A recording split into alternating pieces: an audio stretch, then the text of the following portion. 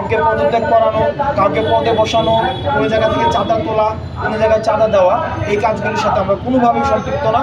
এবং সারা বাংলাদেশের বিভিন্ন জায়গায় আমরা দেখেছি যে সমন্বয় পরিচয়ে বা আমাদের সিগনেচার নকল করে মামলা দেওয়া হচ্ছে, হয়রানি করা হচ্ছে। বিভিন্ন রাজনৈতিক দল তারা নিজের পরিচয় ব্যবহার করে যেহেতু তাদের স্বার্থ হাসিল করতে পারছে না, আমাদেরকে বিতর্কিত করার মধ্য দিয়ে আমরা দেখছি বা আমাদের আন্দোলনটিকে বিতর্কিত করার অভিপ্রায়ে আমরা দেখছি আমাদের বিভিন্নভাবে আমাদের নাম ব্যবহার করার চেষ্টা করা হচ্ছে। আমরা আপনাদের মাধ্যমে স্পষ্ট করতে চাই, আমরা যারা সমন্বয় করেছি আন্দোলনের, আমরা এই সমন্বয়ক পরিচয়ে আমরা বিশেষ কোনো সুযোগ সুবিধা আমরা দাবি করতে পারি না।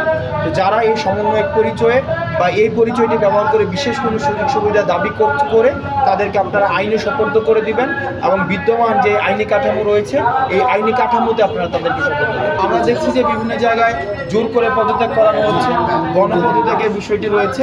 আমার একজনকে পছন্দ হচ্ছে না, গত 16 বছর ধরে হয়তো তার সাথে আমার রাজনৈতিক মতপার্থক্য তৈরি হয়েছিল, এখন সেটিকে পুঁজি করে আমরা তাকে ওই প্রতিষ্ঠান প্রধান থেকে জোর করে, আমরা বিভিন্ন জায়গা থেকে ফোন পাই, তাকে জোর করে বাধ্য করা হচ্ছে পদত্যাগ করানোর জন্য।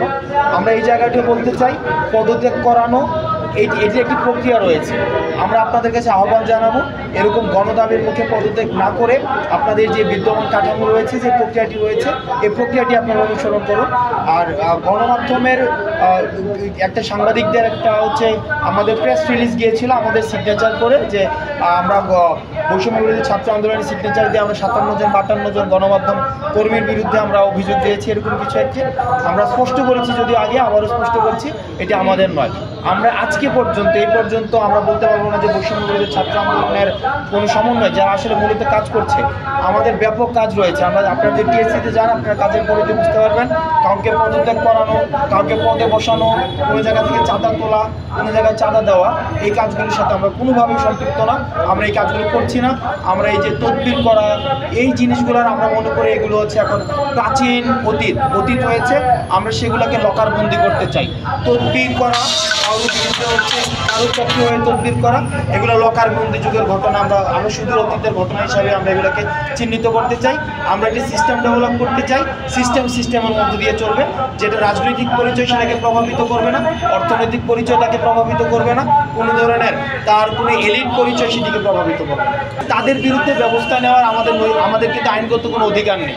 আমরা যে কাজটা করি সেটা আমাদের সোশ্যাল অ্যাওয়ারনেস আমরা স্প্রেড করি। সেই জায়গা থেকে আমরা আইন শৃঙ্খলা রক্ষাকারী যে বাহিনীটি রয়েছে তাদের প্রতি আহ্বান জানাবো, বিদ্যমান যে আইনটি রয়েছে আইনি কাঠামোর মধ্য দিয়ে আপনারা তাদের বিরুদ্ধে ব্যবস্থা নেবেন। আমরা জাস্ট বিভাগকে স্পষ্ট ভাষায় জানাতে এসেছি আমাদের জায়গা থেকে যে আমরা ছাত্র জনতার গণঅভ্যুত্থানের মাধ্যমে 16 বছরের ফ্যাসিস্ট সরকারের বিরুদ্ধে গিয়ে যে একটি গণঅভ্যুত্থান ঘটিয়েছি, এই গণঅভ্যুত্থান আসলে এই স্পিরিট ধারণ করে না যে কাউকে আসলে মিথ্যা মামলা দেওয়া হবে রাজনৈতিক উদ্দেশ্য প্রভাবিত এরকম কোনো কারণে, কিংবা কোনো একটি চাঁদাবাজি করা হবে রাজনৈতিক পরিচয় দেখিয়ে, কিংবা চাঁদাবাজি করা হবে একটি হুমকি দিয়ে। যে কাজগুলো বিগত 16 বছর হয়েছিল সেই কাজগুলোর যদি অন্য একটি গোষ্ঠী আবার রিপিটেশন ঘটায়, তাহলে দিন শেষে আমাদের যে স্পিরিট, সেই স্পিরিটের সাথে এই কাজগুলো সাংঘর্ষিক।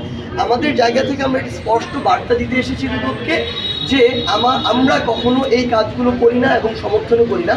কেউ যদি আমাদের নাম ব্যবহার করে এই কাজগুলো করে, তাদেরকে যেন আইন শৃঙ্খলা রক্ষাকারী বাহিনীর হাতে তুলে দেওয়া হয় এবং তাদের সাথে কম্প্রোমাইজের কোনো প্রশ্নই আসে না।